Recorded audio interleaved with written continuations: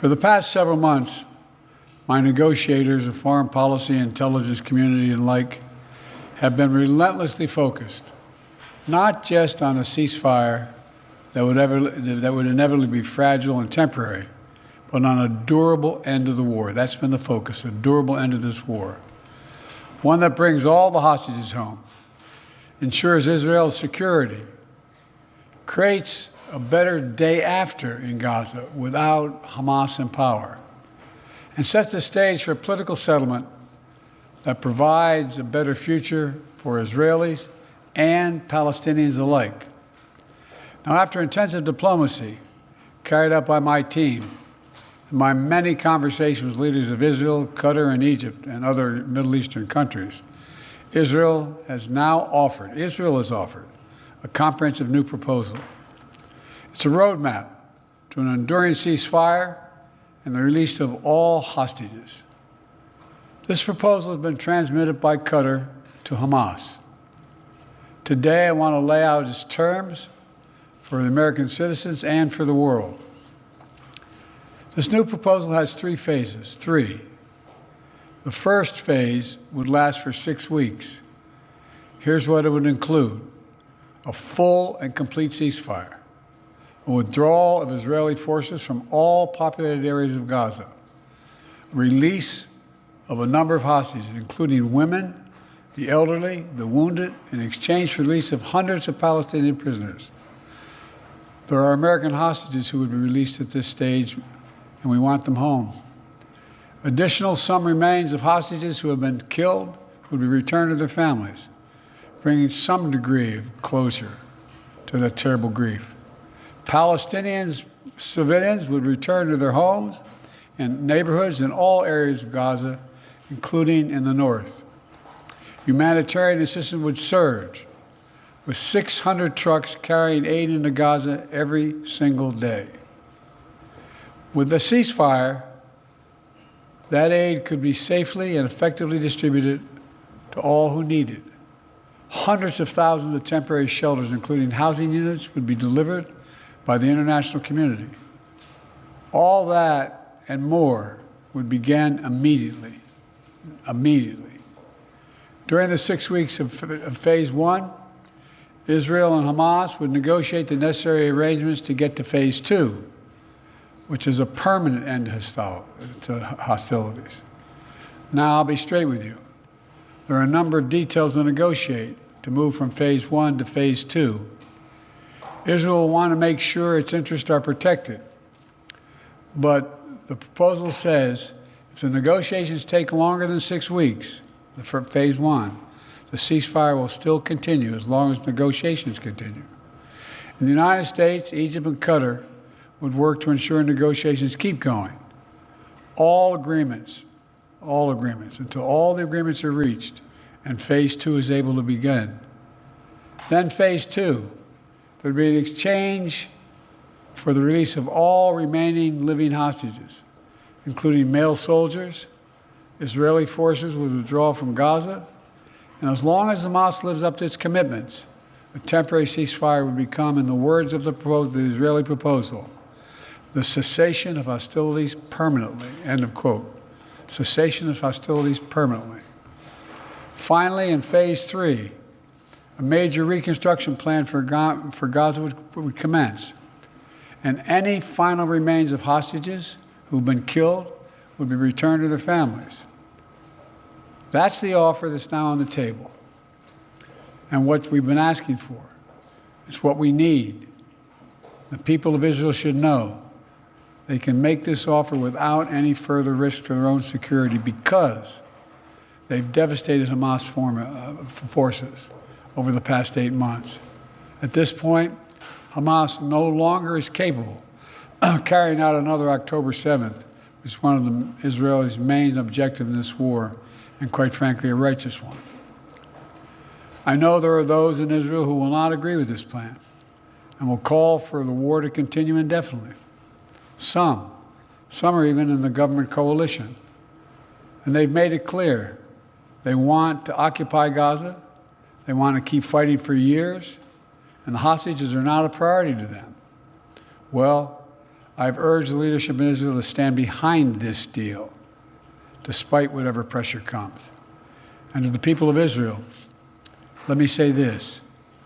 As someone who's had a lifelong commitment to Israel, as the only American president who's ever gone to Israel in a time of war, as someone who just sent the U.S. forces to directly defend Israel when it was attacked by Iran, I ask you to take a step back and think of what will happen if this moment is lost.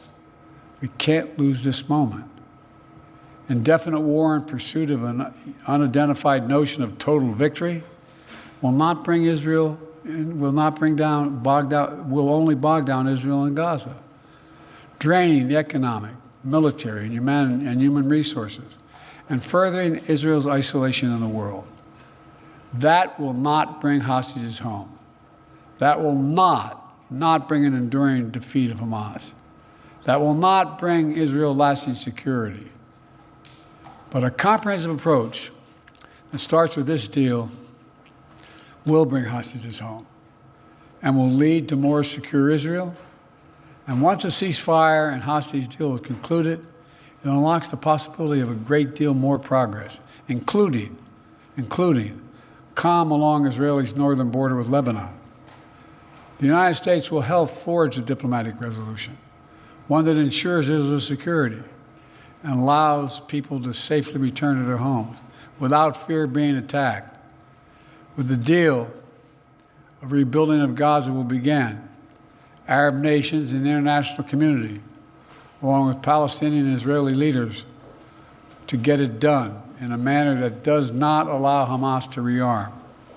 And the United States will work with our partners to rebuild homes, schools, and hospitals in Gaza, to help repair communities that were destroyed in the chaos of war.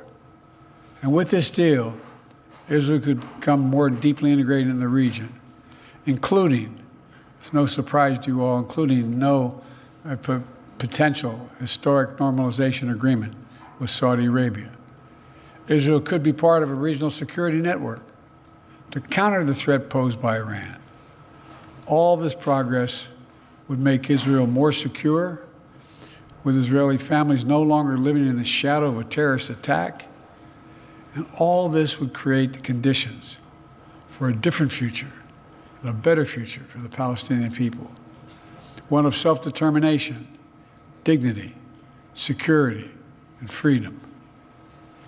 This path is available once the deal is struck. Israel will always have the right to defend itself against the threats to its security and to bring those responsible for October 7th to justice. And the United States will always ensure that Israel has what it needs to defend itself. If Hamas fails to fulfill its commitments under the deal, Israel can resume military operations. But Egypt and Qatar have assured me, and they are continuing to work to ensure that Hamas doesn't do that. And the United States will help ensure that Israel lives up to their obligations as well. That's what this deal says. That's what it says. And we'll do our part. This is truly a decisive moment. Israel has made their proposal. Hamas says it wants a ceasefire. This deal is an opportunity to prove whether they really mean it. Hamas needs to take the deal. For months, people all over the world have called for a ceasefire. Now it's time to raise your voices and demand that Hamas come to the table, agrees to this deal, and end this war that they began. Of course, there'll be differences on the specific details that need to be worked out. That's natural. If Hamas comes to negotiate, ready to deal, then Israel negotiations must be given a mandate, the necessary flexibility to close that deal. The past 8 months have marked heartbreaking pain. Pain of those whose loved ones are slaughtered by Hamas terrorists on October 7th. Hostages and their families waiting in anguish. Ordinary Israelis whose lives were forever marked by the shattering event of Hamas's sexual violence and ruthless brutality. And the Palestinian people have endured sheer hell in this war. Too many innocent people have been killed, including thousands of children Far too many have been badly wounded. We all saw the terrible images from the deadly fire in Rafah earlier this week, following an Israeli strike against targeting Hamas. And even as we work to surge assistance to Gaza, with 1,800 trucks delivering supplies these last 5 days, 1,800, the humanitarian crisis still remains. I know this is a subject on which people in this country feel deep, passionate convictions, and so do I. This has been one of the hardest, most complicated problems in the world. There's nothing easy about this, nothing easy about it. Through it all, though, the United States has worked relentlessly to support Israeli security, to get humanitarian supplies into Gaza, to get a ceasefire and a hostage deal to bring this war to an end. Yesterday, with this new initiative, we've taken an important step in that direction. And I want to level with you today as to where we are and what might be possible. But I need your help. Everyone who wants peace now must raise their voices and let the leaders know they should take this deal, work to make it real, make it lasting, and forge a better future out of the tragic terror attack and war. It's time to begin this new stage, for the hostages to come home, for Israel to be secure, for the suffering to stop,